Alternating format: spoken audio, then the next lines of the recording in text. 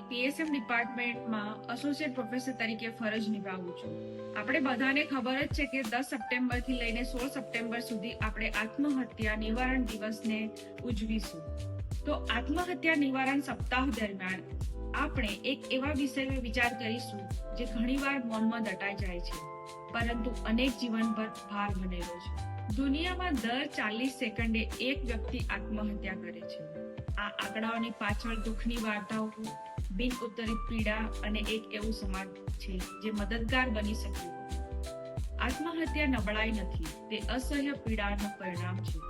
જેમ શારીરિક બીમારીઓને દયા અને સારવારની જરૂર છે, તેમ માનસિક બીમારીને પણ સારવાર અને દયાની જરૂર છે. તો ચાલો આપણે બધા મળીને આત્મહત્યા નિવારણ કરીએ.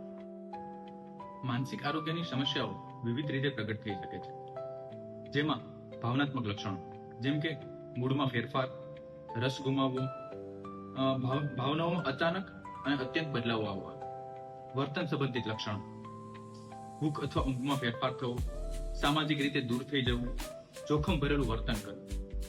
જ્ઞાનાત્મક લક્ષણો જેમ કે એકાગ્રતામાં કઠિનાઈ આવવી, વાતો યાદ કરવામાં તકલીફ થવી અને નકારાત્મક વિચારો આવવા, જેમ કે સતત નકારાત્મક વિચારો કે નિરાશા અનુભવવી.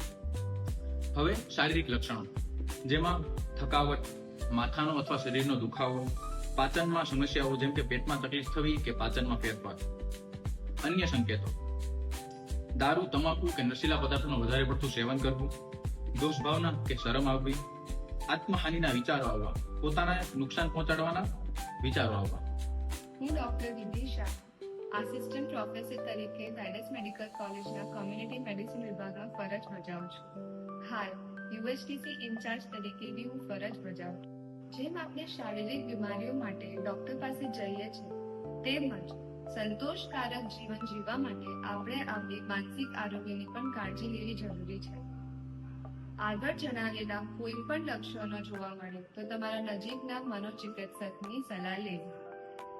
તો ચાલો આપણે આપણા આસપાસના લોકો પ્રત્યે ઈમાનદાર, દયાળુ અને સહાયક બનીએ.